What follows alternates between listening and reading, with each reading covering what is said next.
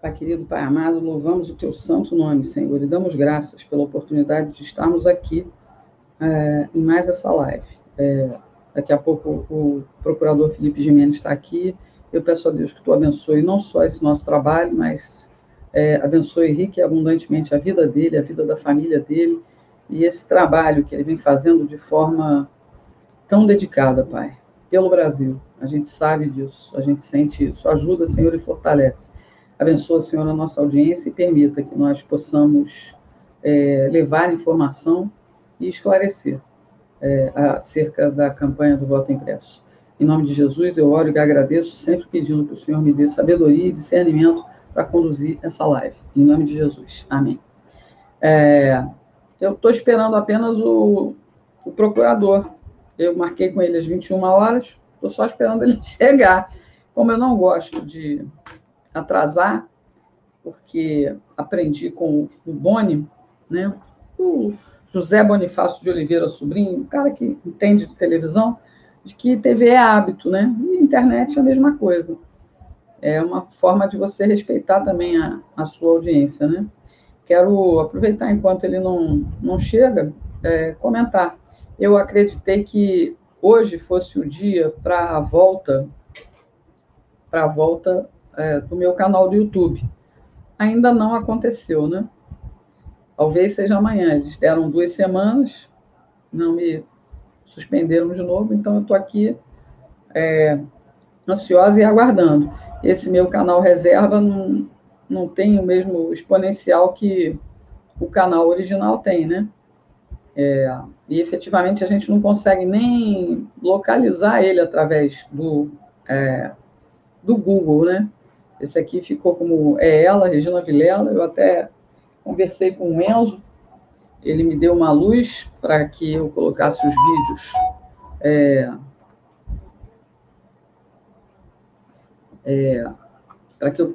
vídeos no tal BitChute. Eu fui lá,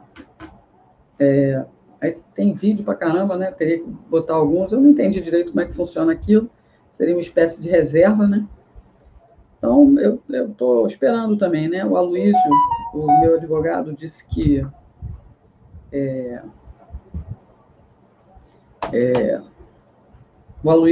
aqui a Justiça do Ceará está muito complicada.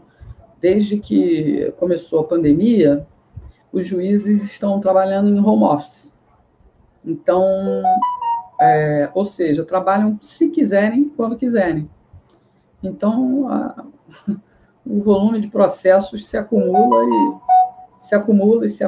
e não tem, né? Não tem solução.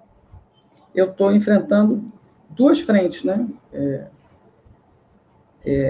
Uma é com o inventário da minha mãe, que a gente optou por uma coisa sem complicações jurídicas, mas nem isso anda. Nem isso está conseguindo andar. Eu não consigo acessar a Receita, né? A Receita Federal, para poder verificar lá as coisas da minha mãe e as minhas coisas. A Receita Federal aqui, em Fortaleza, só atende 2 pessoas por dia. Você tem que fazer um agendamento, sabe-se lá quanto você vai conseguir o atendimento, né? Funcionalismo público. Aí depois eles não querem que a gente reclame. É uma coisa impressionante, né? Olha, o doutor Felipe Gimenez já está aqui. Boa noite, doutor Felipe, tudo bem? Boa noite, Regina. Desculpe esse atraso aí. Não, eu e a Miriam estamos num quarto de hotel aqui. Ela está numa reunião com o B38 de um lado da cama, aqui eu estou do outro na live contigo. Um beijo para ela, um beijo grande para ela, porque ela falou de mim com muito carinho para outras pessoas e essas pessoas me transmitiram o carinho dela. Agradeço demais. A Doutor gente Felipe, gosta muito de você.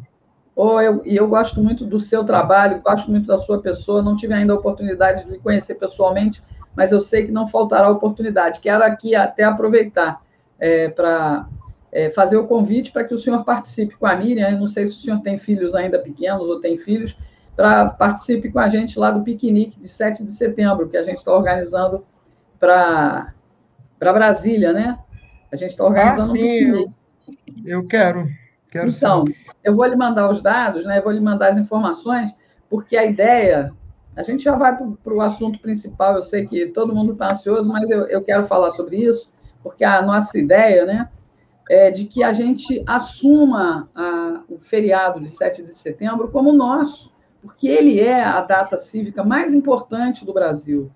E a gente fica deixando sempre na mão da formalidade militar, da, Sim, da parada. E não é para ser assim. Então, eu sempre tive muita inveja dos americanos na questão da celebração deles do 4 de julho. Ano passado, a gente conseguiu fazer um carnaval em 7 de setembro lá em Brasília, com a bandinha. E esse ano a gente vai estar com a bandinha de novo, mas a bandinha vai estar parada para o pessoal que quiser dançar, dançar no piquenique. Vai ser um piquenique à tarde. Então, as pessoas levam os seus acepipes, né, as suas gostosuras e guloseimas, mas a gente vai oferecer a toalha e uma camiseta. Então, deixa eu só fechar aqui que a porta aqui, que meu irmão está vendo TV e ele, quando ele ri alto, ele ri. Espera aí, para não atrapalhar. Então, a gente quer fazer a coisa nos moldes realmente dos piqueniques americanos, para celebrar o encontro de famílias, né? E para celebrar o Brasil e a nossa independência. Mas, enfim, depois eu mando as informações pelo WhatsApp para o senhor, tá bom? Marcar aí na que sua agenda, que ótimo. vai ser bem legal mesmo. Já tem muita gente inscrita e a gente acredita que vai fazer uma celebração bacana. E no final do dia a gente quer fazer uma queima de fogos, né? Como acontece nos Estados Unidos. Que Então, lindo.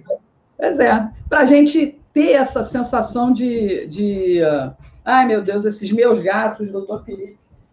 Ai, olha, eu não dou mais conta para ninguém, hein? Tira, tira, eu sei. Pois é, tira daqui, Marco Aurélio, tira daqui, para não ficar aqui perturbando. Desculpe, agora vamos lá começar a Vera. Doutor Felipe, Ah, nos. Pronto. Eu adotei mais uma gatinha de rua. Castrei ela, e aí tá uma adaptação aqui complicada. Mas, enfim, doutor Felipe, essa semana a gente viu lá que os inimigos do país, eu vou usar esse termo, né? Os inimigos do país jogaram pesado contra a comissão e contra os deputados, né? Como se fossem donos da verdade e donos do sistema eleitoral brasileiro.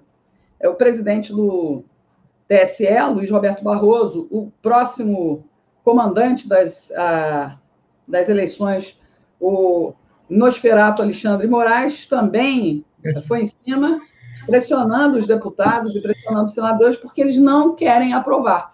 Eles devem realmente ter uma dívida muito grande com os seus proprietários, né?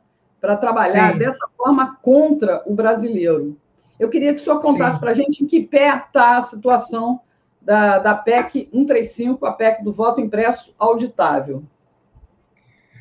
Eu estou aqui agora abrindo um PDF no celular, que é o substitutivo do Felipe Barros. Se você baixar no seu computador ou no seu celular o aplicativo da Câmara dos Deputados, chamado Infoleg, Uhum.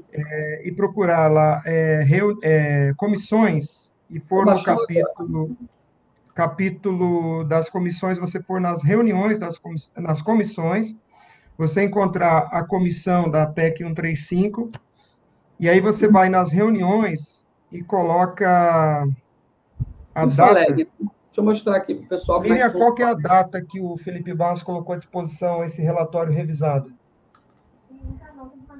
Houve alteração? Ele não colocou, mas não estava abrindo, aquele link não estava abrindo? Olha, é aqui, pessoal, Infoleg. Né? É isso aqui, informática do Legislativo. A Miriam está me dizendo que, por alguma razão sobrenatural, Uhum. o substitutivo do Felipe Barros, relator, está lá, mas o link não abre, Opa, que por alguma interessante, razão misteriosa. Então, eu vou te mandar pelo WhatsApp o senhor. PDF que eu tô aqui abrindo, por volta da página 79, porque o relatório tem mais de 100 páginas. Por volta Aham. da página 79, vocês vão encontrar a página 79 começa com o título Substitutivo à proposta de emenda. E aí eu quero ler esse documento. Mas primeiro Tá, eu deixa eu estou te aqui mandar no esperando. WhatsApp para você poder abrir. Só um segundinho aqui que Sim, eu senhor, estou estou usando esperando. pela primeira vez na vida um iPhone. Eu tinha um Samsung e eu consegui passar com o meu carro em cima do Samsung. Aí comprei um iPhone 12 mini, porque cabe no bolso, Uhum. e eu estou apanhando uma barbaridade do iPhone 12 mini. Só um segundo aqui. Está aqui, PDF, encaminhar, Regina Vilela. Foi, Regina. Deve estar Uhum. chegando aí para você. Você vai receber um PDF chamado Relatório Final PDF. Estou pegando aqui. Relatório final. Está Isso, chegando aqui. abre esse PDF e vai na folha 79. Eu estou aqui voltando para a folha 79 e eu vou ler e você me acompanha. Se quiser Senhor. jogar na tela aí. É o que eu estou tentando baixar aqui para o Tá. computador, exatamente para fazer isso. Como eu estou Para ler. falando com você eu estou falando com você no notebook e estou manuseando no celular Pois o é, eu estou PDF. tentando baixar Esse aqui PDF, hum, ele deveria estar. na Só um pouquinho página que infográfica. a bateria do meu celular está gritando. Vou pegar o carregador aqui. Tá bom. Vocês vejam que a gente está enfrentando todo tipo de problema simplesmente porque a gente luta pelo Brasil, né, pessoal? Então, vocês tenham paciência aí, mas o procurador está aqui atabalhoado, eu também, para a gente poder fazer o que é preciso ser feito pelo É que Brasil, né? a gente faz ao vivo, né, Regina? É, como diria aquele gordo que não é mais gordo, que agora saiu da TV Globo, né? Exatamente. Esse Bom, é ao vivo. conectei a Estou bateria abrindo, aqui. estou abrindo. Folha 79, você Já vai, a está no partir do notebook. início, a partir da folha 79, você tem lá. Meu Deus do céu. O iPhone, ele tem uma série de movimentos na tela que eu desconheço. E aí eu faço uns movimentos com o dedo aqui, e aí acontecem umas coisas que eu não Ainda está espero. dizendo que tá. Bom, vai aqui, né? Tá, eu vou ler então. Eu não estou conseguindo. Sim, senhor. Depois de um Página monte 79, né? de folha 79.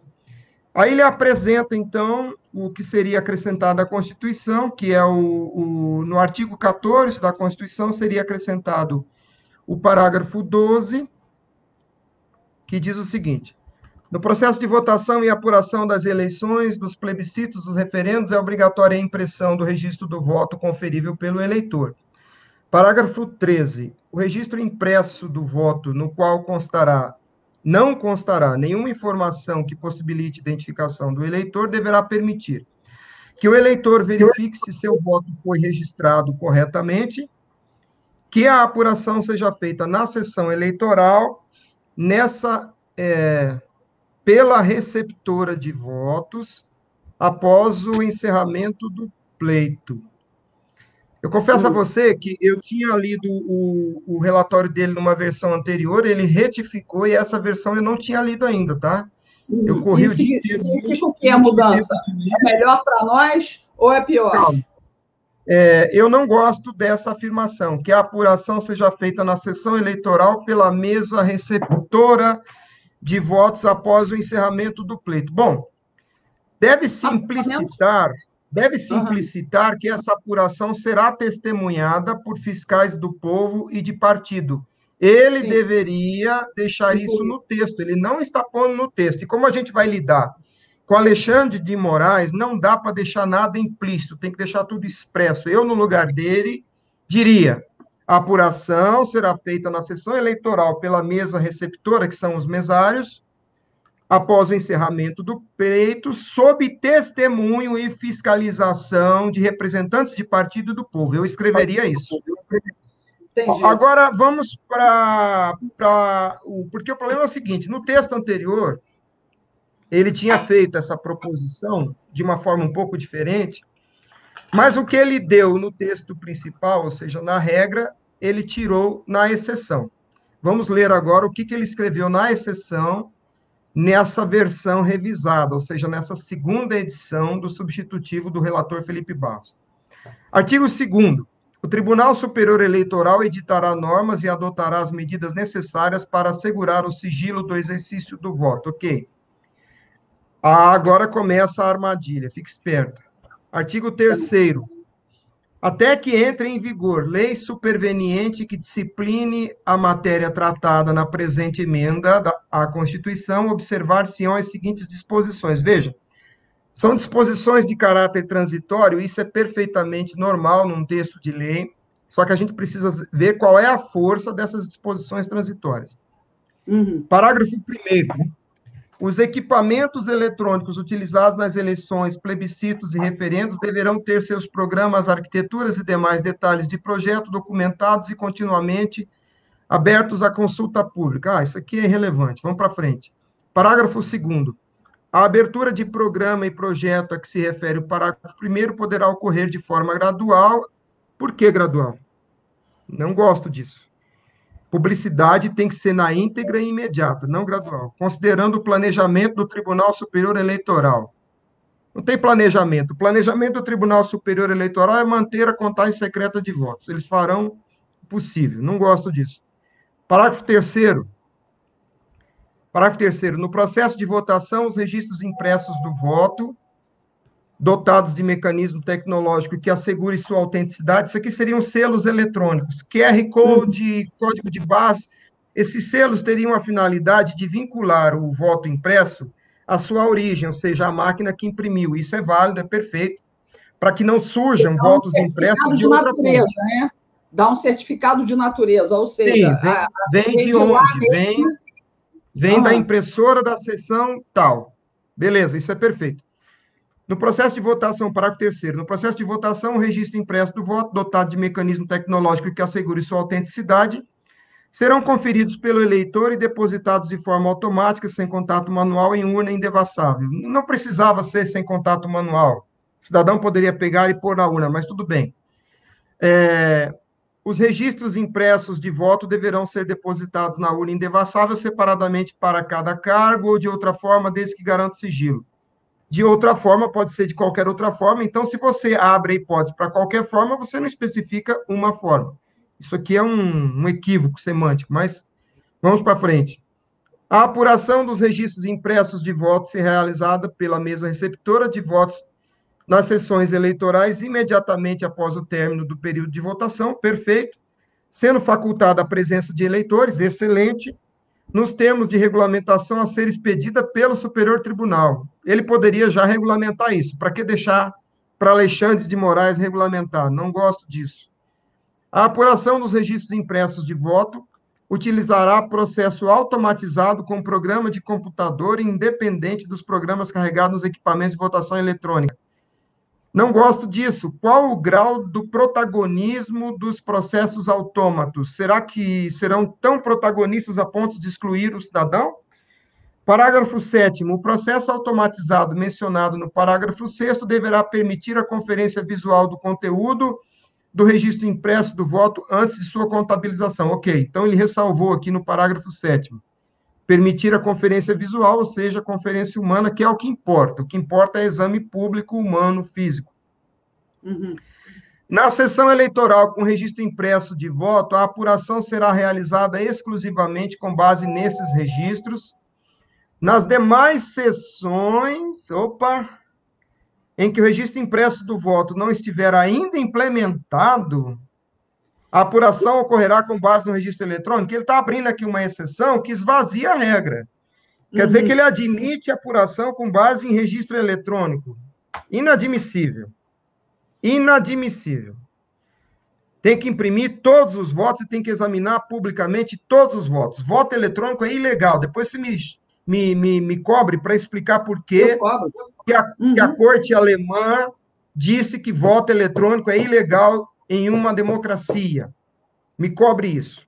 Ele está mantendo aqui, no parágrafo 8º, uma exceção absurda que esvazia a regra, na medida em que ele permite que haja não sei quanto de eleição em voto eletrônico. Eu acho isso um absurdo. Ele não diz qual é esse percentual. Vamos continuar. Parágrafo 9º. Nas sessões eleitorais com registro impresso, na hipótese de ocorrência de falha insanável no equipamento ou dano ao voto impresso, em caráter excepcional, subsidiário, a apuração ocorrerá com base no registro eletrônico. De jeito nenhum, senhor Felipe Barros, de jeito nenhum. O voto só existe fisicamente. Se ele não existe fisicamente, porque ele foi destruído, a eleição tem que ser repetida nessa sessão. É inadmissível que, a pretexto de falha, se submeta a apuração ao voto eletrônico. Veja, ele esvazia completamente a regra geral, na exceção dos parágrafos 8º e 9º. Vamos para frente. Encerrada a apuração e efetuada a transmissão dos dados, o transporte e a custódia dos registros impressos ficarão a cargo das forças, blá, blá, blá, isso aqui é irrelevante. O que importa é exame público na sessão eleitoral, publicação do boletim. A partir do momento que o povo tiver conhecimento do boletim de cada sessão, o que acontece depois é irrelevante. Uma vez entregue o equipamento, o tribunal, isso aqui tudo é bobagem. Registro impresso do voto deverá ser preservado até 31 de janeiro. Por que, senhor Felipe Barros, só até 31 de janeiro? Que pressa é essa de eliminar os votos físicos? Pois é. Que pressa é essa? Não. Isso tem que guardar pelo menos por um ano. Salvo situação excepcional definida pelo TSE. De novo, o superpoder soberano do Tribunal Superior Eleitoral. Vamos para o parágrafo 13º. Havendo fundados indícios de irregularidade na apuração. Olha a armadilha aqui, fundados indícios. O que significa isso? Suspeição se alguém pedir recontagem. A apuração, o Alexandre vai dizer, o Xandão vai dizer, não há fundada demonstração de razão, não autorizo a apuração. Olha aqui a frase seguinte. Parágrafo 3º. Havendo fundado indício de irregularidade na apuração, o partido político poderá, no prazo de até 5 horas, eu pedi a ele que não limitasse a partido político, eu pedi a ele que autorizasse associações civis, sem fim lucrativo, com motivação temática pertinente no estatuto, pudesse requerer a recontagem. Uma associação civil, por exemplo, de defesa da cidadania, deveria poder.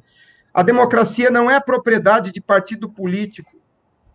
Pois é. Aí ele diz, no prazo de 5 dias da data do pleito, requerer a recontagem dos votos da respectiva sessão, assumindo os custos. Olha a armadilha aqui. Olha a armadilha aqui. Por que o partido, seja quem for, que está pedindo tutela e apuração, tem que assumir os custos? O Alexandre de Moraes pode transformar esses custos num patamar proibitivo. Não deveria fazer isso, Felipe Barros. Você está colocando um ônus para quem quer o esclarecimento do voto. Deixa eu te falar uma coisa, Regina. O Amilcar Brunazzo, que é um expert em criptografia e computação, e o professor Pedro Rezende, da UNB Brasília, eles dizem o seguinte: fazer a auditoria de um software é mais caro que construir o software, porque você tem que pegar o software funcionando e apurar. O Alexandre de Moraes pode condicionar o seguinte: vocês querem fazer auditoria? Então, façam a auditoria do software funcionando. O valor provavelmente será proibitivo. Essa regra aqui, ela é inibitória da apuração. Vamos para o parágrafo 14º. Fica criado o Conselho de Tecnologia. Conselho é coisa de comunista, meu amigo. Soviete. Que conversa é essa de Conselho de Tecnologia? Esses deputados... Nossos deputados. Olha, eu não vou nem ler isso aqui. Eu acho absolutamente... Aqui ele se perde no âmbito da informática.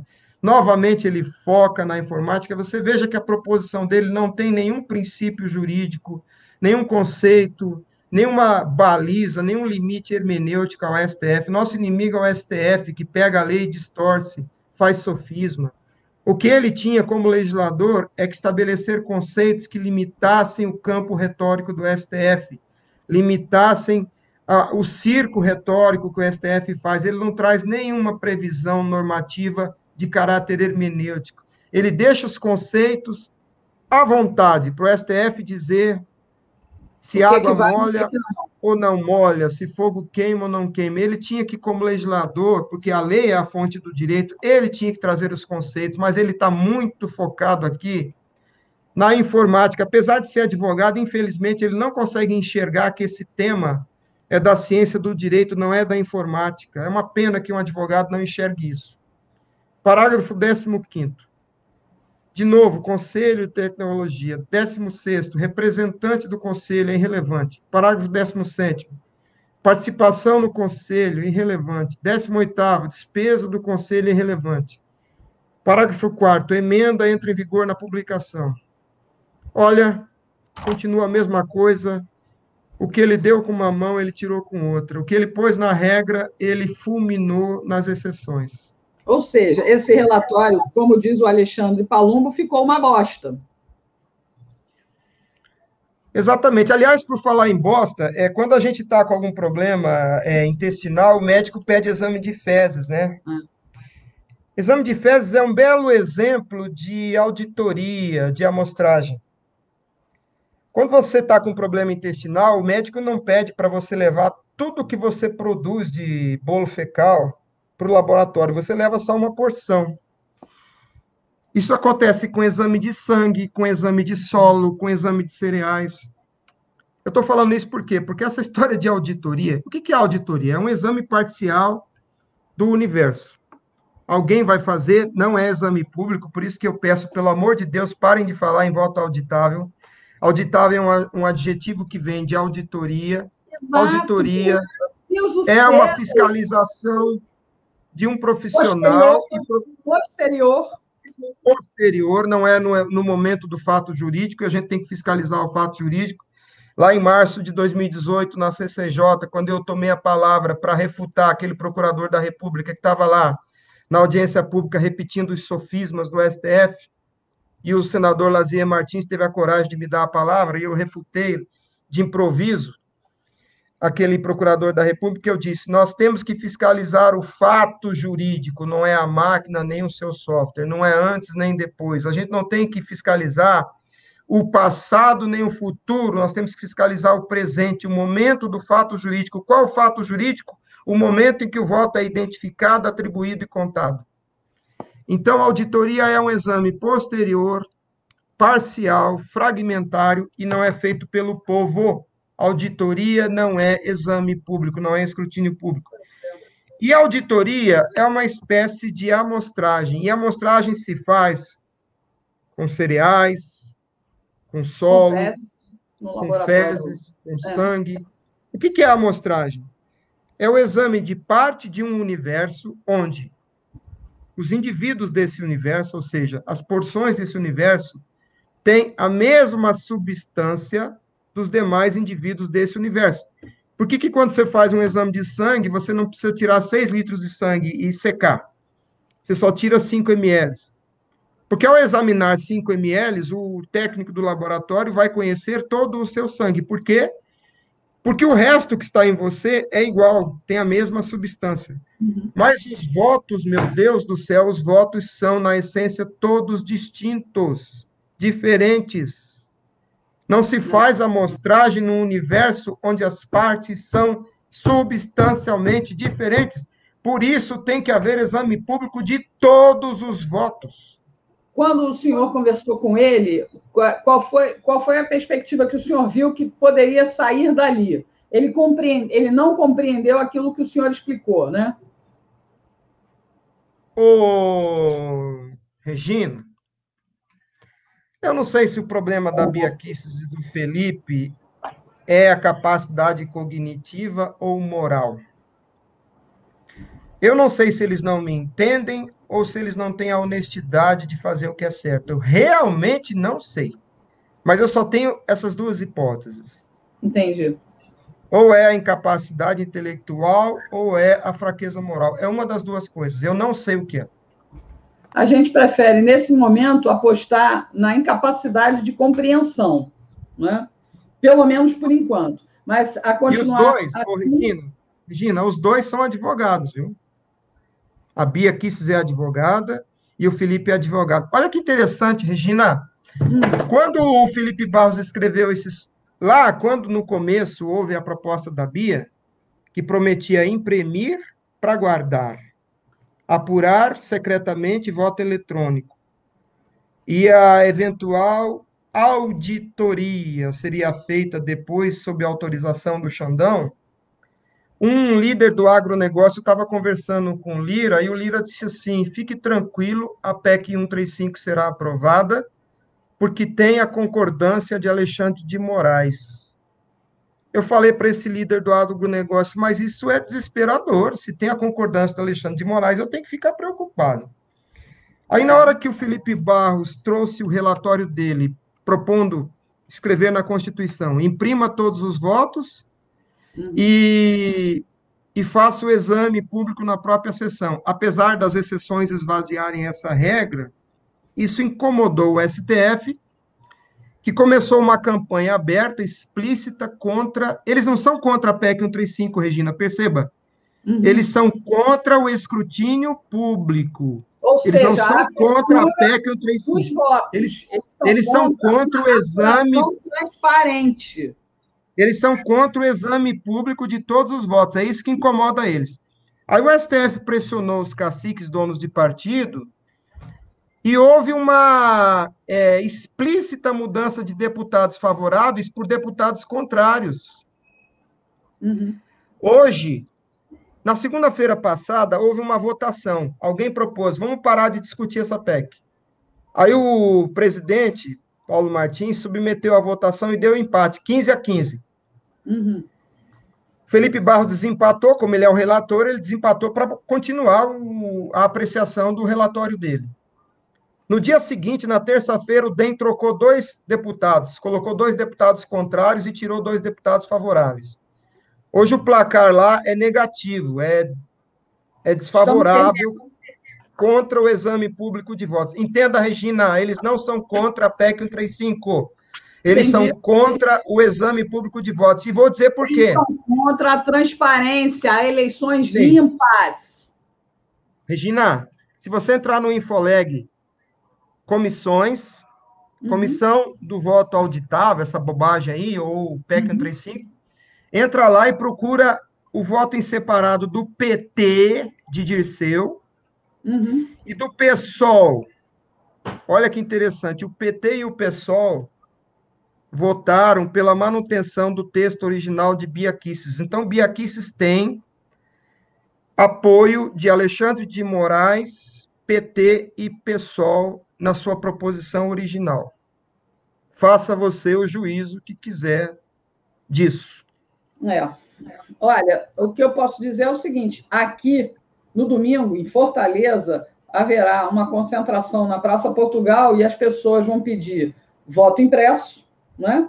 E as pessoas precisam ser esclarecidas sobre isso, as pessoas precisam ler esse relatório, e esse relatório, segundo o senhor, que conhece bem, já explicou, já deu aula, já falou, já se apresentou no STF, se apresentou lá no Congresso, enfim, esse relatório e nada é a mesma coisa. Então, não adianta nada o presidente dizer lá que já tem 2 bilhões de reais guardados para investir nas urnas eletrônicas, porque é o que eu sempre disse, e eu sempre disse, mesmo antes de lhe conhecer e de conversar com o senhor numa live aqui, voto impresso só com apuração concomitante. O que é isso, Regina? Conta nas sessões eleitorais com a presença do eleitor, do fiscal de partido, enquanto os chips estão mandando informações lá para Brasília, para o TSE. Sem isso, não há lisura na eleição, não há clareza, não há transparência.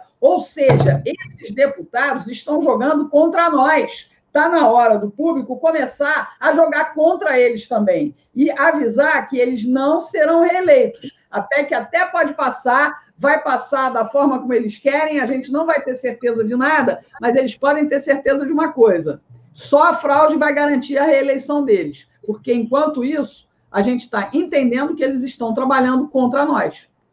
Regina, a gente não pode permitir que eles ponham na Constituição uma armadilha que autoriza a apuração secreta de votos, porque tudo que o Tribunal Superior Eleitoral fez ao longo desses 25 anos é antidemocrático, antirrepublicano, ilegal e inconstitucional. Não interessa o que o STF diz, tá? Como a gente pode reverter isso? A população brasileira precisa entender esse assunto e, a partir do momento que entende, compreender que está sendo roubada na sua cidadania há 25 anos. Deixa eu falar uma outra coisa. Paralelamente aos votos em separado do PT e do PSOL, que apoiam o texto original da Bia Kicis, e talvez ela tenha que explicar por quê ela recebeu essa harmonia com Alexandre de Moraes, PT e PSOL. Eu não estou fazendo nenhum juízo aqui, tá? Eu sou bastante... A gente está começando a fazer juízo. Eu sou bastante inocente, eu não julgo nada, eu só estou informando um fato que está aí no Infoleg, qualquer um pode entrar lá e ler.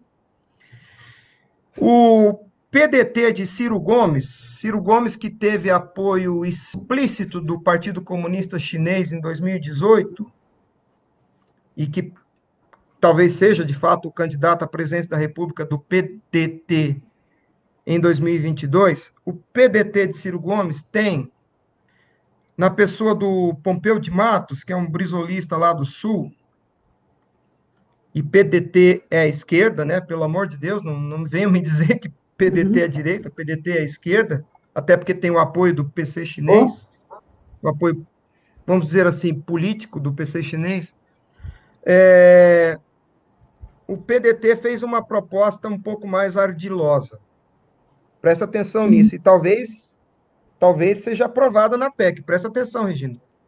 Sim, senhor. O PDT propõe o seguinte: vamos imprimir 30% só dos votos. Você vai achar aí no Infoleg o voto separado do PDT. Imprima só 30%, deixa 70% para apuração secreta pelo Alexandre de Moraes, voto eletrônico. E desses 30%, o Alexandre de Moraes vai sortear algumas urnas para vocês ficarem felizes. Mas o PDT é radicalmente contra o exame público do voto na própria sessão eleitoral, imediatamente após a votação. É radicalmente contra. Eles querem que algum funcionário do Alexandre de Moraes pegue a urna, leve para casa, carinhosamente leve para a zona eleitoral. Então, o Alexandre de Moraes já está fazendo contato com o Arcanjo Gabriel fará o transporte dessas urnas para a zona eleitoral, e vocês fiquem tranquilos. Tudo vai dar certo. Isso será totalmente seguro, tá? O PDT não quer escrutínio público imediato na sessão eleitoral. A urna precisa ser transportada por algum funcionário do Alexandre de Moraes, tá? Então, olha só a proposta do PDT. Ele concorda, e o PDT tem um argumento retórico muito bom. Ele diz assim: o Brizola foi a primeira vítima do voto eletrônico no caso Proconsult. Então, o PDT tem legitimidade moral para defender essa bandeira, mas eu me pergunto, o PDT quer mesmo uma eleição limpa em 2022? O PDT aceita o risco de uma vitória acachapante de Bolsonaro no primeiro turno? Será que aceita? Será que esse argumento retórico de que o PDT é a primeira vítima do voto eletrônico e está lutando arduamente pela PEC 135, mas quer que se imprima só 30%, e o resto, os 70%, fiquem sob a administração secreta do Alexandre de Moraes, e dos 30% impresso, algumas urnas sejam escolhidas pelo Alexandre de Moraes e sejam transportadas, é fundamental que elas sejam transportadas carinhosamente até a zona eleitoral, para então serem submetidas a tal auditoria. Esse é o cenário. Eu tenho uma pergunta para o senhor. a gente já tem uma lei que foi proposta, inclusive, pelo então deputado federal Jair Bolsonaro. A diferença dessa lei para essa proposta de emenda constitucional é grave, não é a palavra, ela é muito diferente. O senhor conhece a lei? Não é nem um pouco. Eu falei para a Bia Kicis há um ano atrás, falei, Bia, por que você quer regulamentar um serviço administrativo? E essa história tem tanta mentira, Regina, tanta mentira que... E a gente fica Por isso que desesperado. toda vez que eu vou falar, para falar tudo, eu preciso de 2 horas. Aqui o senhor tem o tempo que o senhor quiser. Tá, não, mas assim, eu não vou gastar 2 horas agora, mas eu falei, Bia, por que você quer regulamentar um serviço administrativo na Constituição?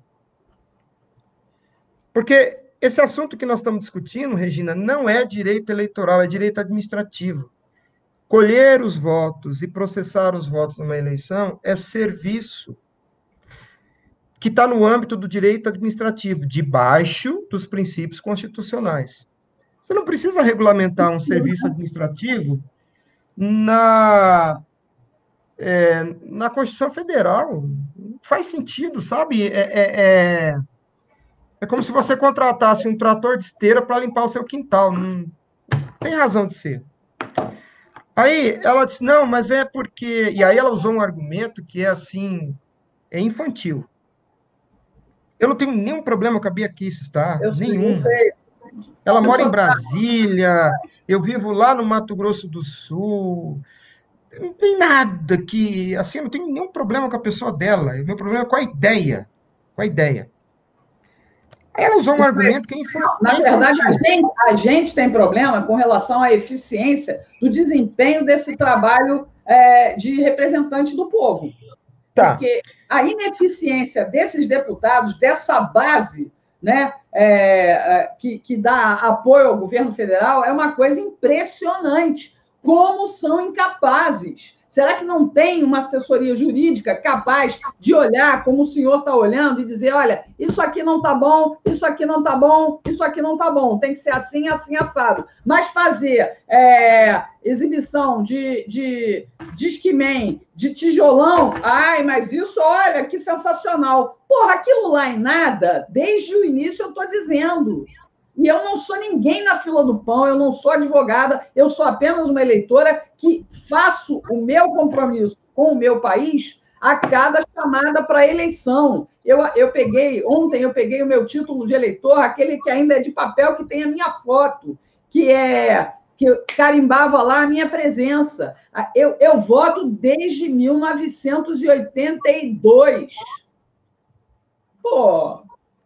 E eu gosto de votar, e eu nunca votei em branco. Eu acho um absurdo que a gente tenha esse tipo de representação. Depois, esses deputados da base do governo não querem apanhar da gente. Tem que apanhar, tem que levar porrada todo dia na internet, porque não fazem um trabalho eficiente. Estão corroborando, mas do mesmo. Como é que a gente pode fazer diferença agora, o procurador, como é que a gente pode, doutor Felipe, mudar essa parada, virar esse jogo? Dá tempo ainda? Deixa eu anotar isso que você falou aqui, dá tempo. Porque isso também pede uma explicação complexa.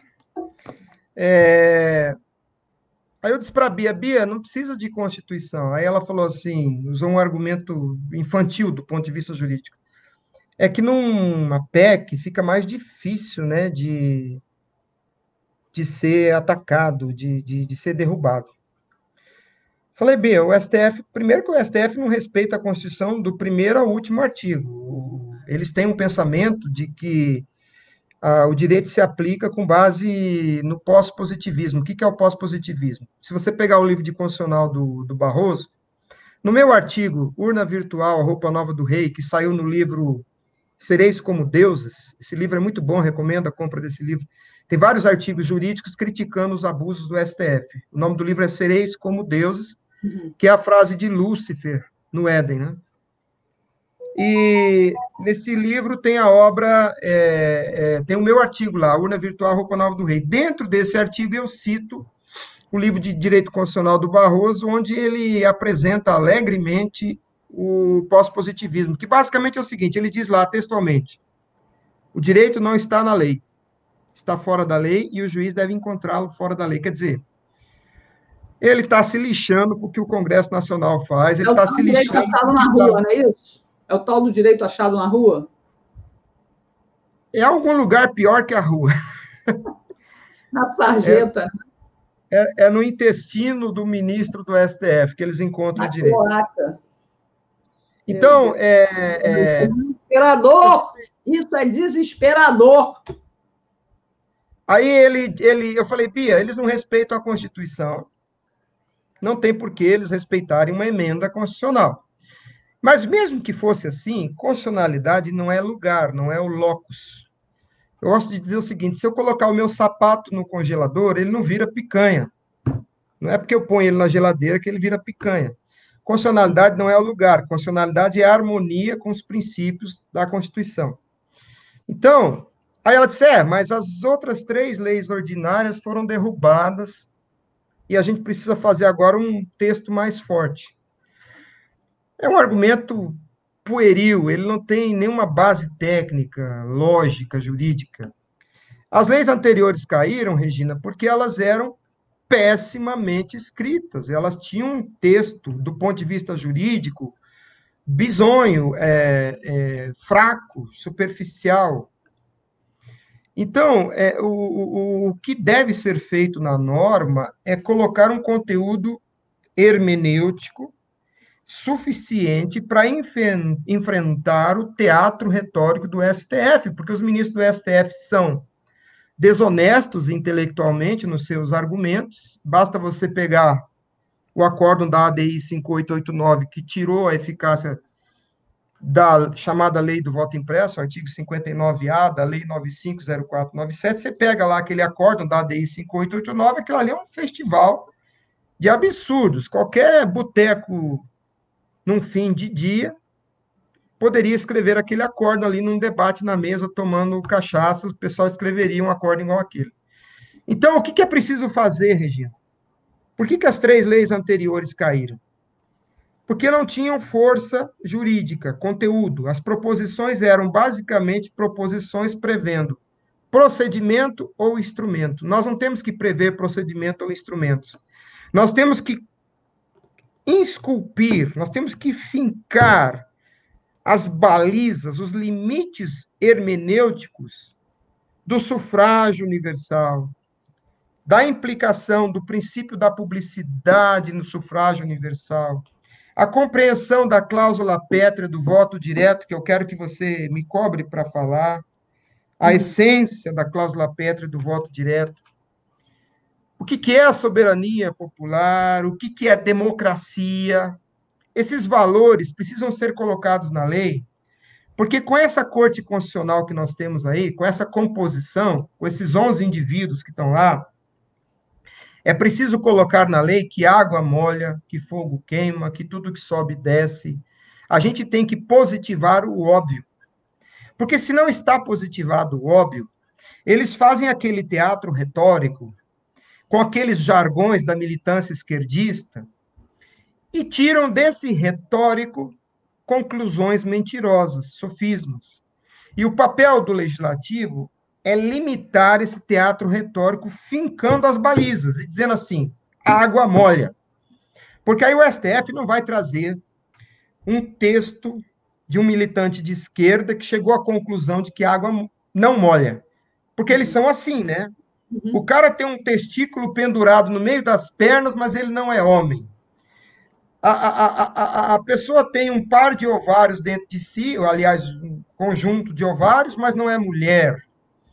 O sujeito tem um cachorro que ele não pariu, que ele não gerou, mas o cachorro é filho dele, deve ser tratado como ser humano. Esses absurdos da militância esquerdista hoje são fundamentos jurídicos no STF. Pode falar. Eu tenho uma pergunta. O senhor disse que é uma questão de direito administrativo. Não é isso? Então, se é uma questão de direito administrativo, ou seja, de administração do sistema, o presidente da República não tem como interferir diretamente e promover essa eleição de acordo com a regra clara de que é um serviço administrativo? Eu não sei se eu estou me fazendo compreender. Você está no caminho certo, deixa eu explicar. A coleta de votos no dia da eleição, a tutela desses votos e a apuração depois e a publicação do resultado, tudo isso é um serviço público da União. Serviço. Pois é. O presidente do Tribunal Superior Eleitoral é o administrador público responsável por esse serviço, por previsão do Código Eleitoral. E esse cara, ele por acaso usa toga. Eu falei isso aquele dia lá na CCJ em 2018. Um administrador público que por acaso usa toga se nega a cumprir a lei, né? Por que eu digo por acaso? Porque quando ele está no papel de administrador, a toga dele não serve para nada. Ele é administrador, ele não é juiz. Ele tem só que cumprir a lei. Mas o Código Eleitoral atribuiu esse serviço a essa figura híbrida, né? Essa serpente de língua bífide, bipartida, que ora é juiz e diz o direito, e uma outra hora é administrador e faz o serviço administrativo.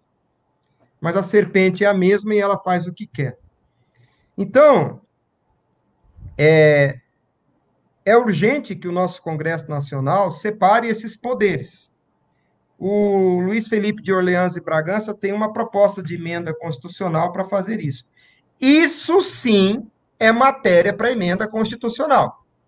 Entendi. Então, se a Bia tinha disposição para fazer uma emenda constitucional, ela tinha tratado o assunto sério, que é a estrutura constitucional da chamada Corte Eleitoral, chamado Tribunal Superior Eleitoral, esse puxadinho do STF. Por que é um puxadinho do STF?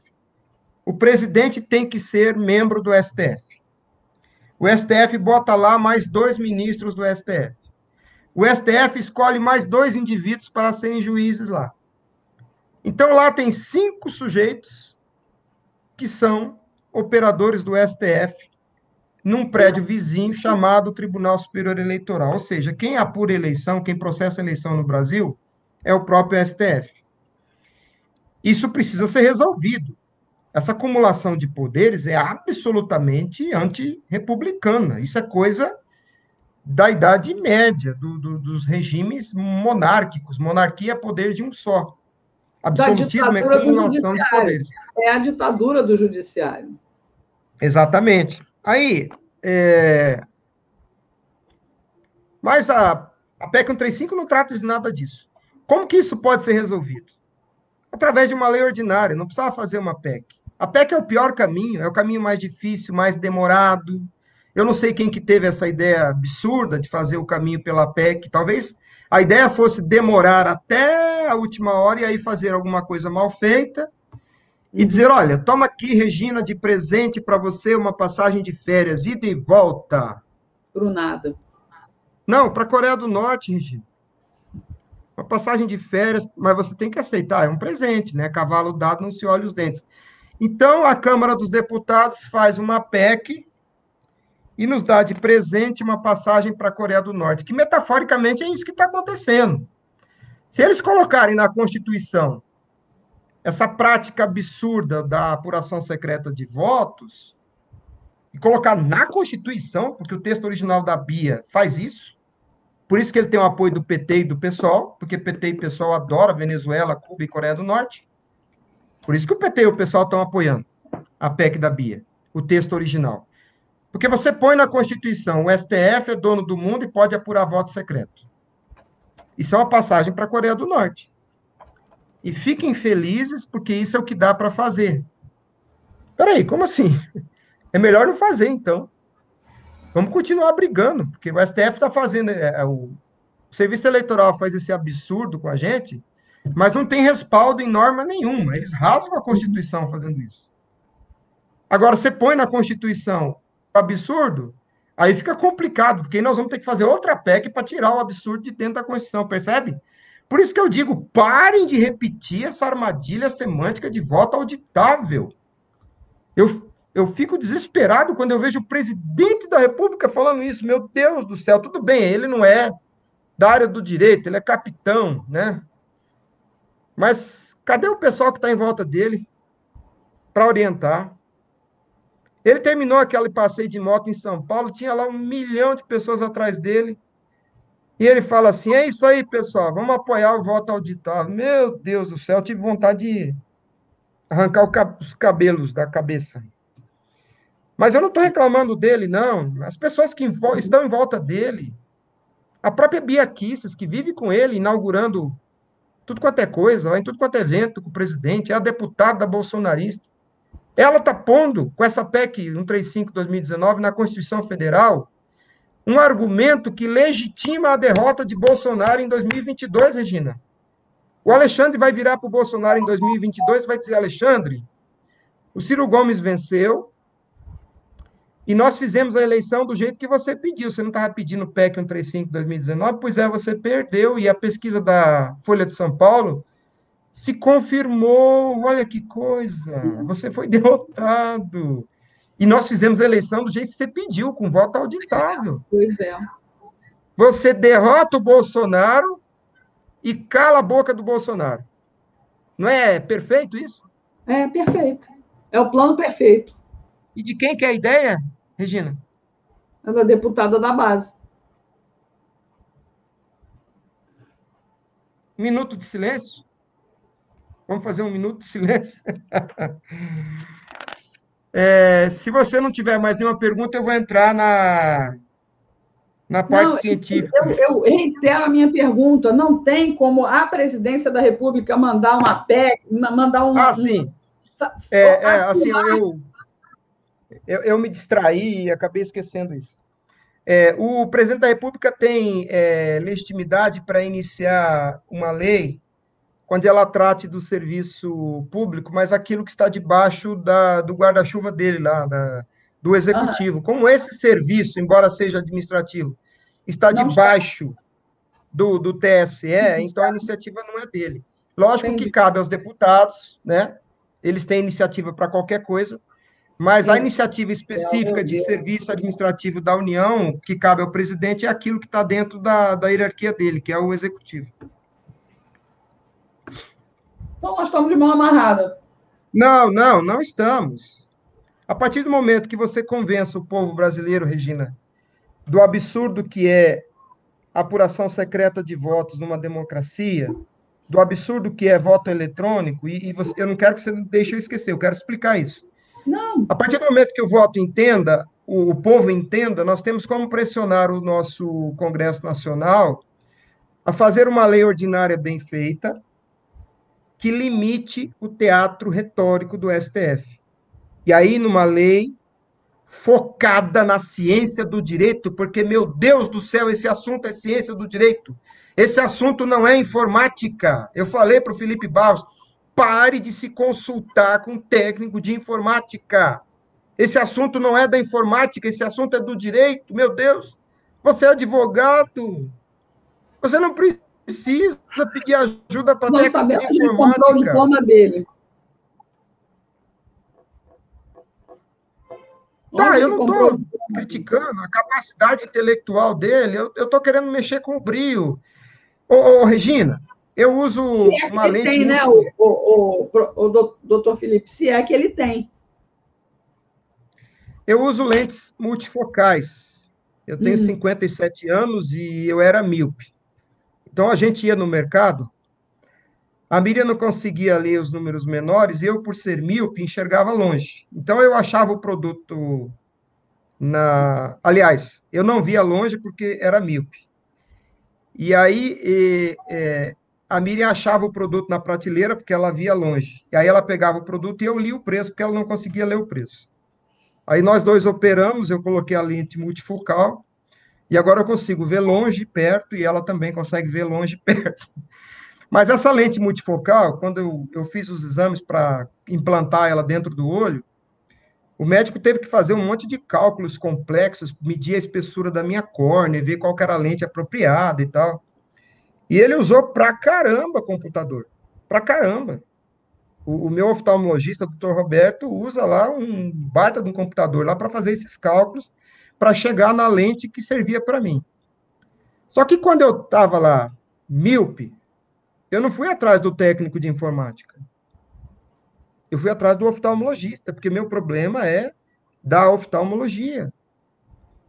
O Brasil está sendo roubado na sua democracia há 25 anos e fica todo mundo procurando técnico de informática. Até o presidente da República. Procurando técnico de informática. Gente, isso não é problema da informática. A gente tem que entender o problema na ciência do direito. Achar a solução na ciência do direito. Depois que isso tiver resolvido, a gente procura qual que é a ferramenta que precisa.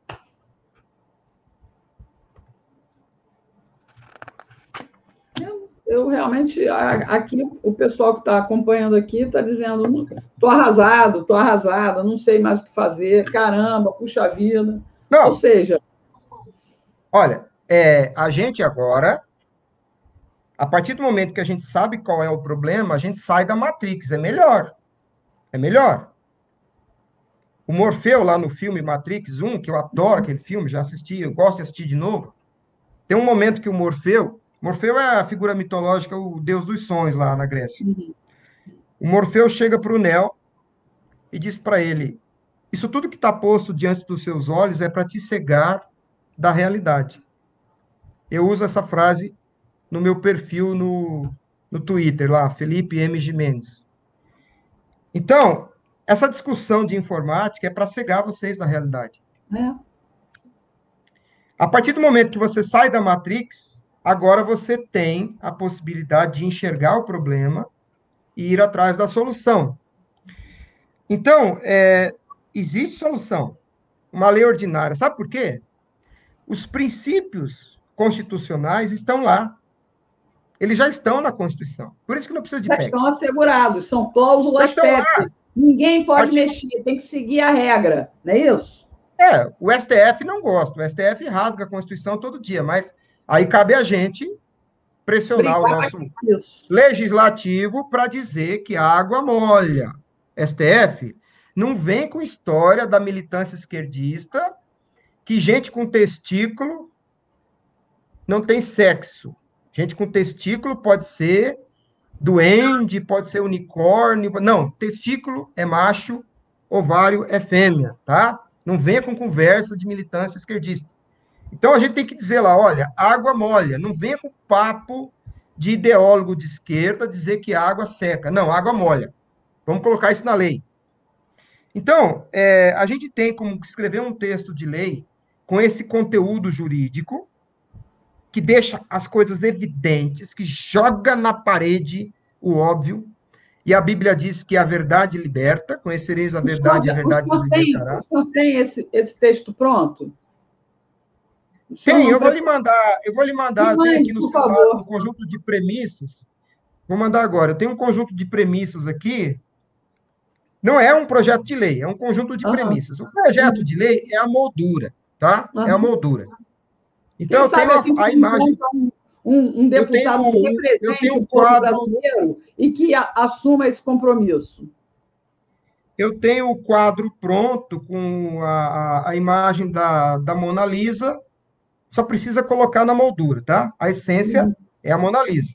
Então, aqui estão os princípios que eu penso suficientes, eu vou encaminhar para você, e aí você pode compartilhar. Esses valores, eles são que eu entendo que devem ser colocados na lei, porque cada proposição dessa, Regina, que eu escrevi, cada uma delas confronta uma mentira do STF, confronta um sofisma, cada uma delas. E aí a gente pode ler uma a uma e eu te explico o porquê. Por favor, faça isso. De cada uma delas. Ó, mandei para você no WhatsApp. Mandei. Quer que eu leia? Eu posso... Se você quiser jogar na tela, mas antes de eu ler isso aí, deixa eu falar rapidamente Você falou, dá tempo? Essa sua dúvida vem do artigo 16 da Constituição Federal. No artigo 16 da Constituição Federal, o pessoal pode abrir e ler aí, artigo 16 da Constituição Federal, em outras palavras, porque eu estou falando aqui de improviso, ele diz o seguinte: as regras que regulam o processo eleitoral devem entrar em vigência um ano antes da eleição. É o chamado princípio da anualidade ou anterioridade. E aí está todo mundo desesperado, a gente precisa resolver isso até outubro, porque a eleição será daqui a um ano, em outubro, né? É falso isso. E também essa afirmação decorre da ignorância a respeito do significado do que está ali. Se você fizer uma pesquisa jurisprudencial no próprio Tribunal Superior Eleitoral, você vai ver as ações que foram ajuizadas do Tribunal Superior Eleitoral, com base no artigo 16 da Constituição Federal, reclamando a aplicação desse princípio que está lá no artigo 16 da Constituição Federal, todas essas ações foram julgadas com a seguinte razão de decidir. O princípio da anualidade ou anterioridade, que está lá no artigo 16, ele tem um objeto, um bem jurídico, que a gente chama de mens legis, espírito da lei, vontade da lei. Qual que é o bem jurídico que está protegido ali? A paridade de armas na disputa pelos cargos eletivos. Direito eleitoral é só isso. Direito eleitoral é tudo que trata desse processo de disputar uma vaga eletiva e ocupá-la. Direito eleitoral trata só disso. Então, eu tenho lá uma vaga para governador. Alguém vai estar filiado a um partido. Antes disso, precisa existir um partido. Depois disso, alguém tem que se filiar a um partido e ser candidato.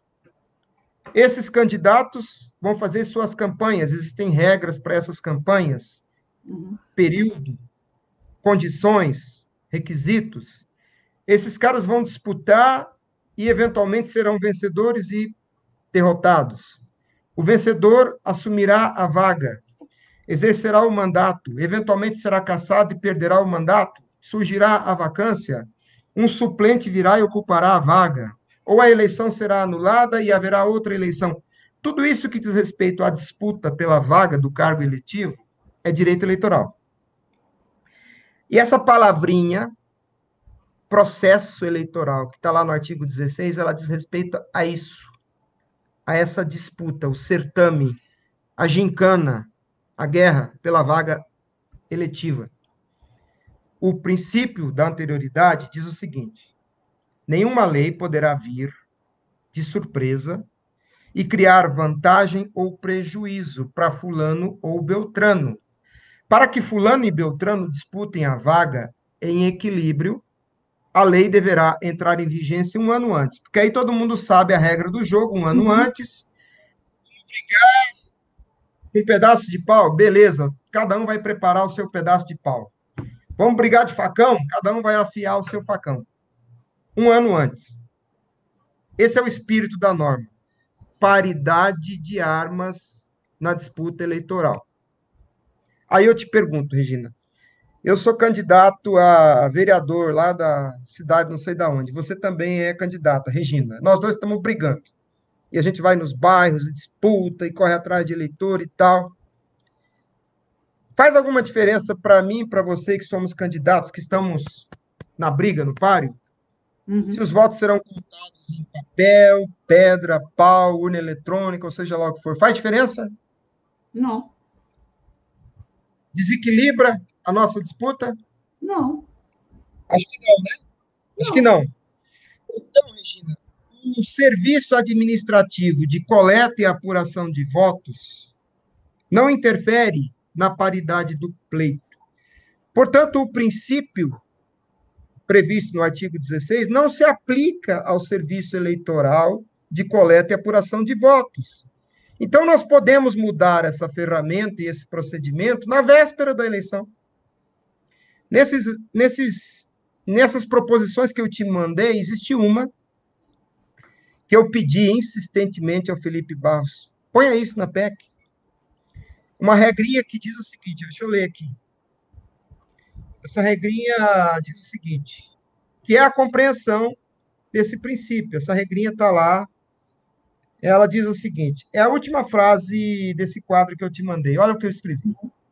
A norma reguladora da execução do serviço eleitoral de coleta e processamento de votos, vírgula, que não interfira na paridade do pleito entre candidatos, tem vigência imediata. Pronto. Está resolvido. Bastaria escrever isso. Simples, direto, rápido e objetivo. Tramontina. Mas eles não querem, né? Eles querem a filigrana para justamente corroborar de que fizeram, que se empenharam, a lei é confusa, ninguém abre para ler um relatório de 100 páginas que está cheio de furo, está cheio de rombo, está mais arrombado do que o corpo do Lázaro, né? Está cheio de furo, cheio de azeitona. E aí, simplesmente, vão chancelar a eleição do cachaceiro e vão dizer que o presidente teve a urna que ele queria, com voto impresso, mas simplesmente ele perdeu. E a gente está embarcando nessa. Eu não consigo, falar isso, cara. Até o presidente está embarcando, né? Porque ele está aí falando auditável, auditável. Deixa eu dizer, eu estou na advocacia, né? Eu sou um advogado público, eu sou procurador do Estado de Mato Grosso do Sul, eu represento em juízo o Estado do Mato Grosso do Sul, ativo e passivamente, tenho um mandato de lei. E eu estou no judiciário desde 89. E eu me acostumei a ler sentença, acórdão e petições. E você pega uma prática que você ignora aquele palavreado inútil. Você vai fazendo uma leitura dinâmica. Eu desço no meio da página procurando palavras-chave. Uhum. Então, esse relatório do Felipe Barros de 110 laudas, eu leio em 10 minutos. Porque eu sei o que importa, entendeu? E infelizmente, ninguém tem obrigação de fazer isso. Eu não sou jornalista. Se você pedir para mim fazer uma resenha de uma notícia, eu não sei fazer. Eu não sou dentista. Se você pedir para mim arrancar um dente, eu não sei fazer. Eu vou matar a pessoa e não vou arrancar o dente. Cada macaco no seu galho, né? E, infelizmente, a essência da proposta da Bia Kicis é essa. O voto substitutivo do Felipe Barros é esse. O voto do PT e do PSOL é esse. O voto do PDT de Ciro Gomes, que tem apoio do PC chinês, é esse. E está tudo aí, para qualquer um ver. Basta abrir o Infoleg da Câmara e ler os votos em separado. A solução é uma lei ordinária com conteúdo hermenêutico para limitar a retórica desonesta intelectualmente do STF. É uma lei que tenha essência hermenêutica. E eu quero agora rapidamente falar sobre o conteúdo jurídico desse assunto. Por que a Alemanha que domina a tecnologia, o Japão que domina a tecnologia, votam no papel? Você não vai ver nunca o Barroso explicando isso. Porque é ilegal o voto eletrônico. Não, e a gente está ali para e passo com o BBB, né? É o Butão e Botsuana, não é isso? Eu acho que é Indonésia. Bangladesh e Butão. Bangladesh, Butão e Brasil. Butão, tem um cara aí que diz que entende muito desse negócio de Butão. Estão votando no nosso Butão e a gente nem está ligando. Estão votando com areia, estão votando com brita, estão sedimentando ali e a gente está... São 25. Não, pior, Regina, que tem gente do povo aí defendendo essa porcaria dessa palavra auditável. O cara pensa que auditável é a mesma coisa que escrutínio público. Gente, direito se faz com palavras. Palavras erradas levam a resultados errados. Cuidado com as palavras. Sabe? Você está passando recibo para o inimigo. Sabe? Cuidado com as palavras. As palavras têm significado. Vamos falar um pouquinho da base jurídica desse negócio. Então, a Alemanha julgou inconstitucional. O que a Alemanha julgou inconstitucional, Regina? Não foi a urna eletrônica. A Alemanha julgou inconstitucional o voto eletrônico. Voto eletrônico. Eletrônico vem de elétron. Voto eletrônico está no mundo dos elétrons. O que é o mundo dos elétrons? É o mundo da corrente elétrica, do pulso elétrico. Isso é eletrônico. O mundo eletrônico é o mundo da corrente elétrica, é o mundo dos elétrons. E o que é corrente elétrica? Corrente, olha que interessante. A corrente elétrica só existe se há movimento de elétrons. Movimento é ser e não ser, ser e não ser. Eu estou aqui no quarto do hotel. Entre uma parede e outra tem 4 metros. Eu estou num quarto grande aqui. Quando eu saio de um ponto do quarto ao outro e me desloco e faço o movimento, num determinado instante eu sou, no outro instante eu já não sou. Lembra do filme Lucy? Com aquela loira linda lá, eu esqueci o nome dela. Lucy? Scarlett Johansson. Isso.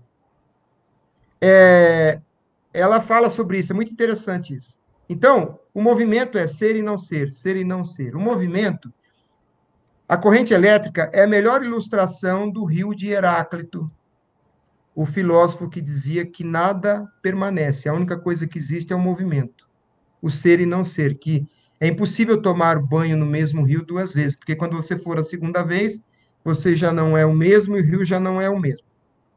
Aí havia o antagonista dele, Parmênides, que dizia, não, tudo o que existe é o que é.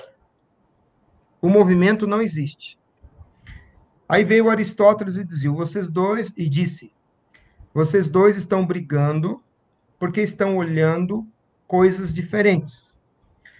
O Heráclito está vendo a potência, o Parmênides está vendo o ato metafísico. E aí Aristóteles ensinou a doutrina da potência e do ato.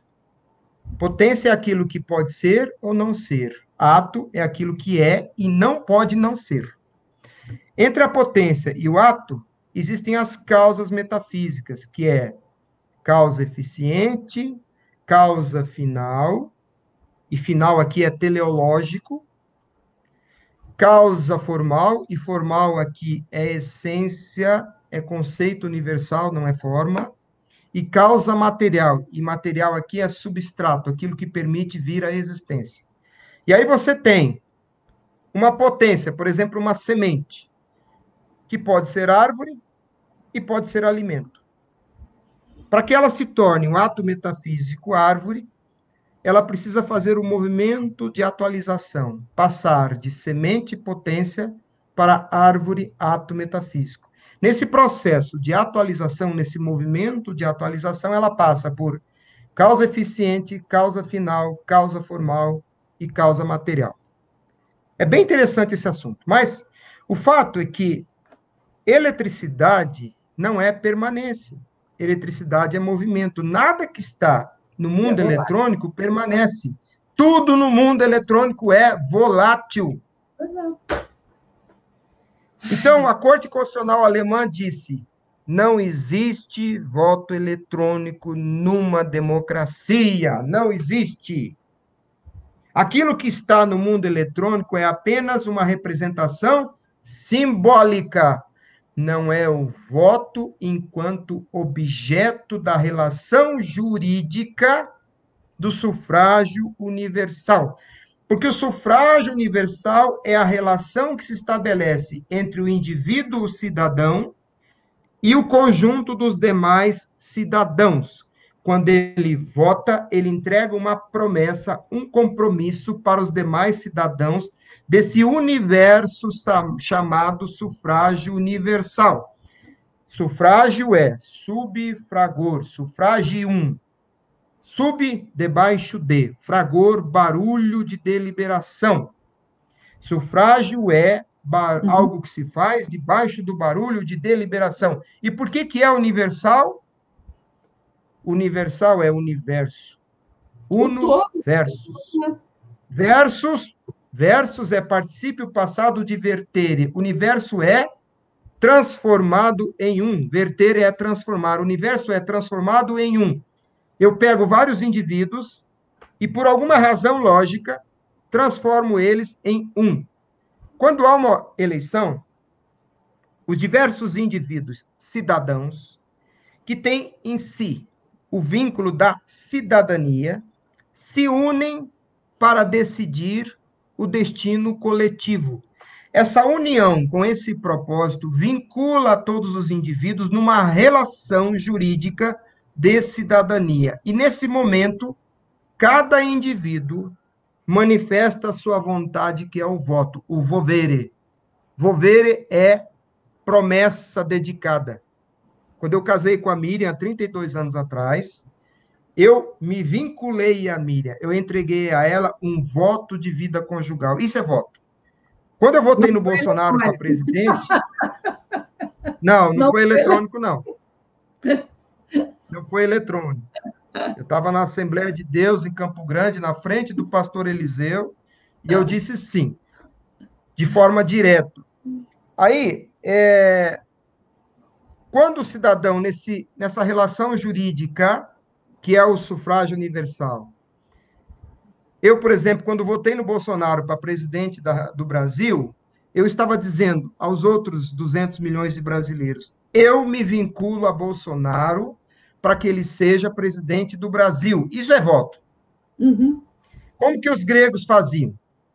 Lá ao redor das cidades gregas existiam outros povos. Quando eles tinham algum problema de interesse coletivo, havia um indivíduo que decidia sozinho qual seria a solução para todo mundo. Poder de um só. Monarquia, monarquia, poder de um só. Outros povos ali, por volta dos gregos, juntavam um grupinho, e esse grupinho decidia qual era o destino de todos. Óligos, poucos. Oligarquia, poder de poucos. Os gregos disseram, nós vamos fazer diferente. Nós vamos reunir todos os cidadãos numa praça, e a gente vai discutir qual é o problema, quais são as propostas, e a proposta que tiver maioria vence e será o destino coletivo. Isso é o sufrágio universal. Aquele bando de atenienses numa praça, batendo boca, e aí o ateniense de cá falava, você que está falando aí, você é cidadão de Atenas? E o cara respondia, sim, sou cidadão de Atenas. Olha, não me interessa o seu nome, eu quero saber se você é cidadão de Atenas. Sim, eu sou cidadão de Atenas. Ok, qual que é a sua vontade? A minha vontade é tal. E aí todos se ouviam, e ali naquele fragor, subfragor, sufrágio, sabia-se qual é a vontade de todos os cidadãos, sabia qual era o voto de cada cidadão, porque sufrágio não é o voto. O voto é um objeto dessa relação jurídica de deliberação. Sabia-se qual era o voto que tinha a maioria, porque se ouvia a todos, e lá na praça grega, na Ágora, o escrutínio, de escrutare, exame, escrutare é exame, o exame público do voto ia acontecendo durante o processo de deliberação, durante o fragor. E por que é universal?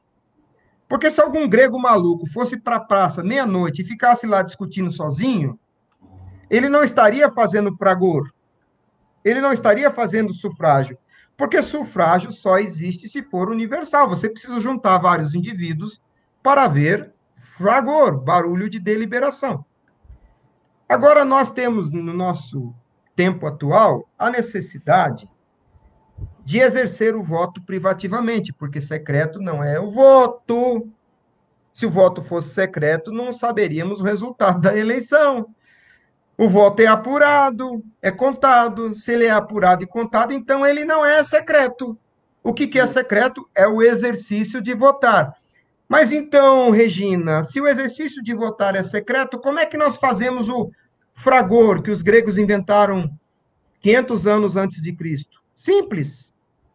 A vontade manifesta privativamente precisa ganhar existência física, e olha aí a razão da existência física do voto.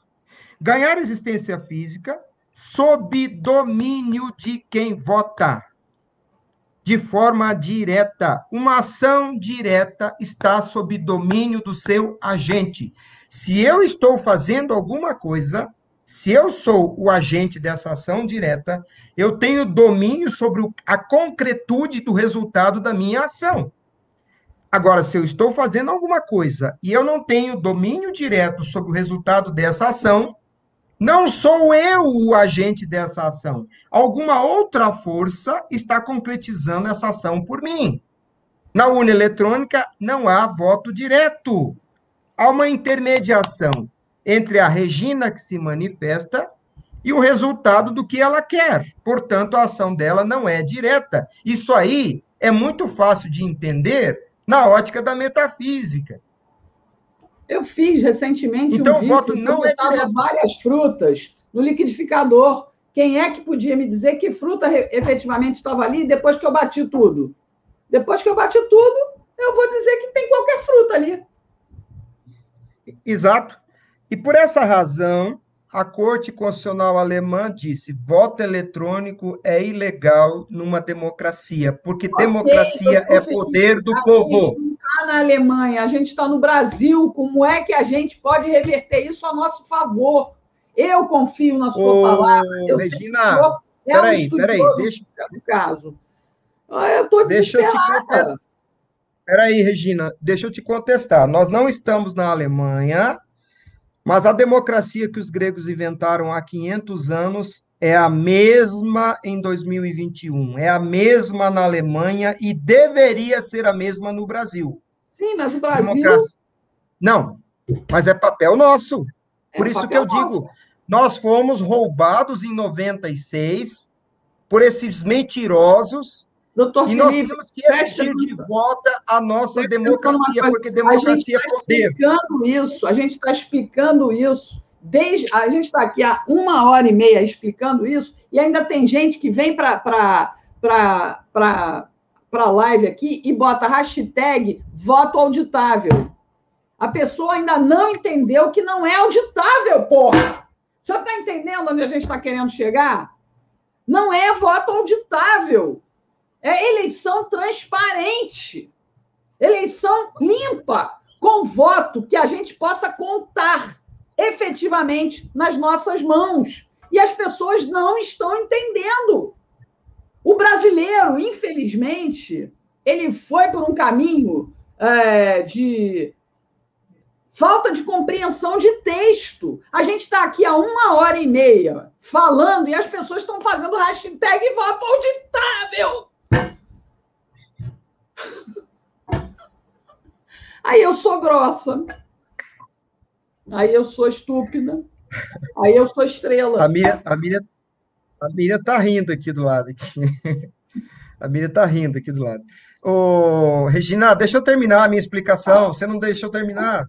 Desculpa. É o seguinte, então, numa democracia, por força da cláusula pétrea do voto direto, e eu já expliquei o que é direto, o cidadão deve concretizar o seu voto sob seu domínio, através de um instrumento, de uma matéria que esteja sob seu domínio. E por que ele tem que concretizar? Concreto, etimologicamente, é aquilo que ganhou corpo. Concreto é aquilo que ganhou corpo. Então, ele precisa concretizar por quê? Porque eu só consigo existir no presente. Eu, ser humano, só existo no presente. Quando eu declaro a minha vontade, e se eu tenho que fazer isso privativamente, essa minha manifestação precisa vencer o decurso de tempo e chegar num momento futuro, logo ali, para ser conhecida pelos demais cidadãos. A vontade precisa ganhar corpo. Por isso que a Alemanha usa papel. Por isso. Poderia ser pedra, pau, alguma outra coisa, mas o papel é mais fácil, né, do que uma pedra. Então, a gente pode, então, encerrar o voto eletrônico e passar e adotar o papel? Tem como? Eu gostaria, Regina, de ver pelo menos uns 20 milhões de brasileiros aqui em volta desse Congresso Nacional, bufando de raiva e dizendo: voto eletrônico é ilegal numa democracia, não existe voto eletrônico na relação jurídica do sufrágio universal, porque o voto tem que ser concretizado pelo cidadão, o voto tem que ser examinado pelo cidadão, porque o destinatário do voto é o povo, não é o Barroso.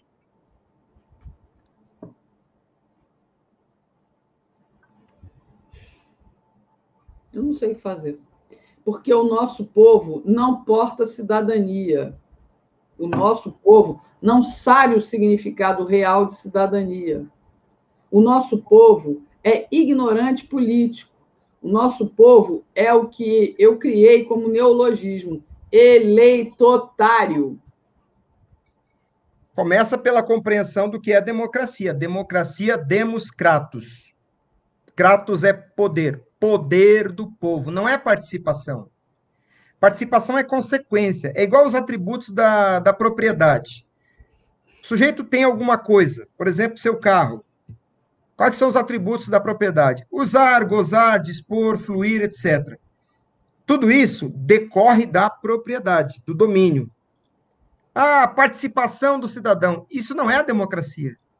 A participação do cidadão decorre da democracia. Porque democracia é poder do povo. Eu participo no dia da eleição porque eu detenho uma porção desse poder. Democracia não é participação. Eu não entro na minha casa e deito no sofá porque,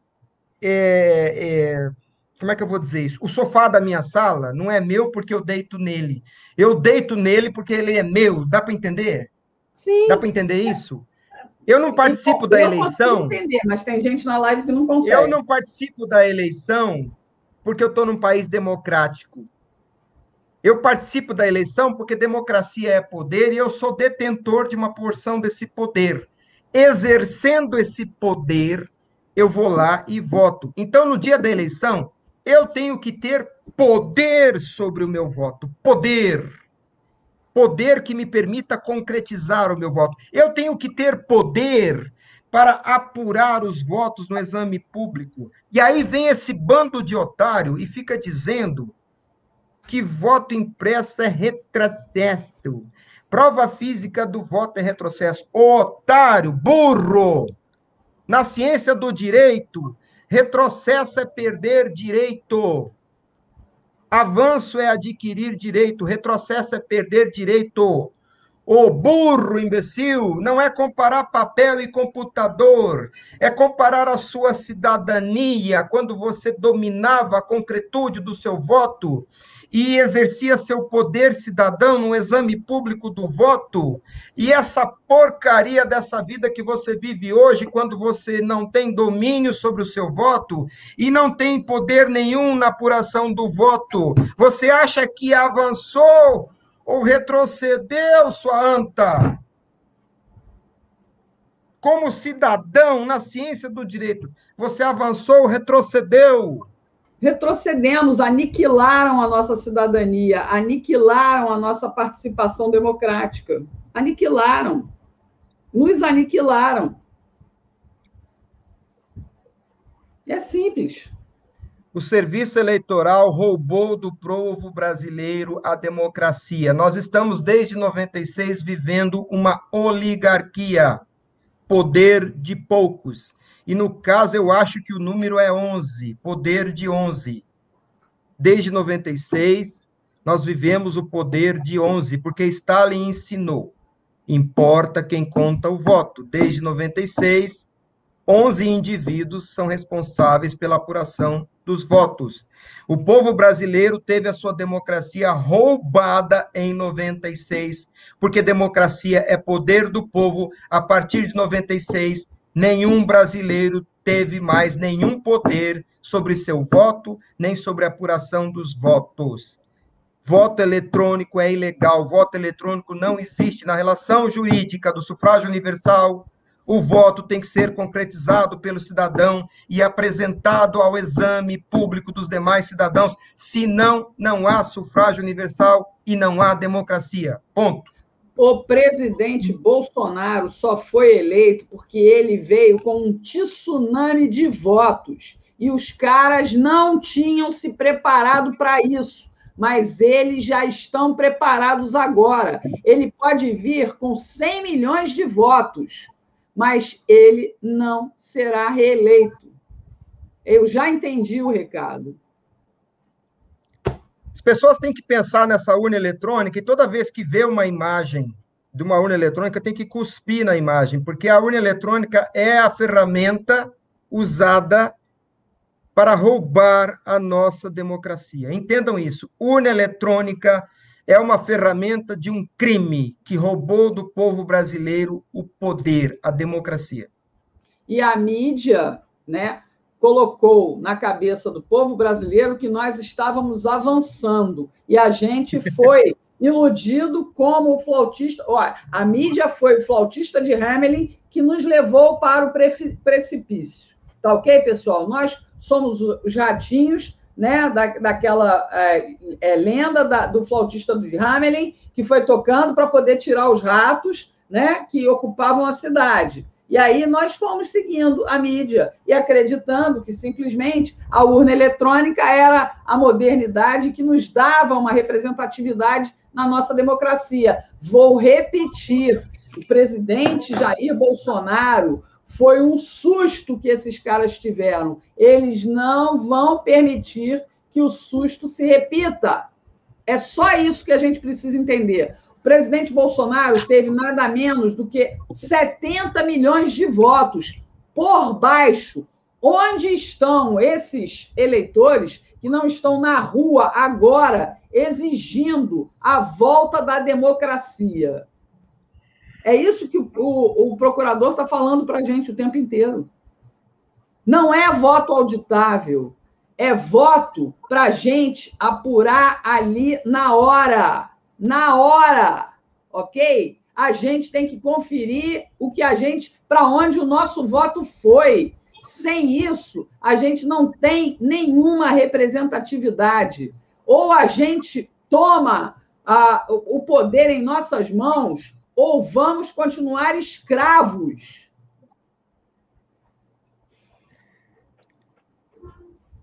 Doutor Felipe, o senhor Regina, o Barroso fica repetindo essa ladainha, diz que nunca aprovaram a fraude, nunca aprovaram a fraude. É verdade, a máquina deles, ela não deixa rastro, ela não deixa rastro. Então, nós nunca vamos provar a fraude, mas a fraude está na essência, porque se o cidadão não concretiza o voto sob seu domínio, e se o cidadão não participa do exame público de todos os votos, a fraude está na essência da democracia. É uma fraude na essência. E aí só fizeram efetivar. E vou repetir pela terceira vez, hein? O presidente Bolsonaro só conseguiu passar pela peneira porque ele teve uma tsunami de votos e que eles não previam.